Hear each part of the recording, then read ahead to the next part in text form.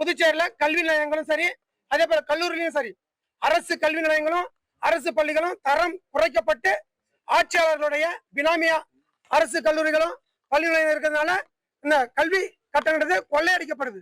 எவ்வளவுதான் கல்வி கட்டணம்? ஒரு புள்ள படிக்கிறதுனா எவ்வளவுதான் அரசாங்கம் கல்வி கட்டணம் நிர்ணயிச்சுக்கிறாங்க?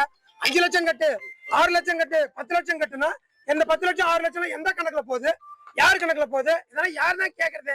அப்போ கேட்க வேண்டிய சட்டமன்ற உறுப்பினருக்கு இது வரைக்கும் இந்த அம்சம் இல்ல, ஒரு ரூம் கூட கொடுக்கப்படல. அதிகாரிகளே ஆட்சி பண்றதுக்கு எதுக்கு சட்டசபை எலெக்ஷன்? எதுக்கு ஜனநாயகம்? எதுக்கு இங்க? எதுக்கு எல்லாத்தையும் பண்ணிட்டு இருக்கோம்? என்ன இங்க யார் தான் கேக்குறது?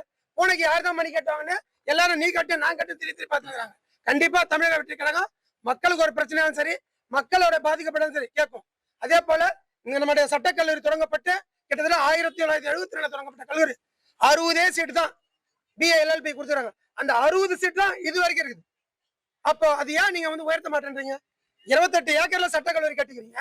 28 ஏக்கர்ல 60 சீட்டு போதுமா? அன்னைக்கு இருந்த ஜனத்தொகை என்ன, இன்னைக்கு இருந்த ஜனத்தொகை என்ன? அப்போ மாணவர்களுக்கு நீங்க போதிய ஒரு 300 சீட்டு ஒதுக்குனீங்கன்னா தனியார் கல்விகளுடைய கட்டண வசூல் குறைக்கப்படும். ஒரு பெற்றோர்கள் தன்னுடைய சம்பளத்துல இருந்து தன்னுடைய ஊதியத்துல இருந்து 37% பிள்ளைகளோட கல்வி கட்டணத்துக்காக செலவு பண்றாங்க.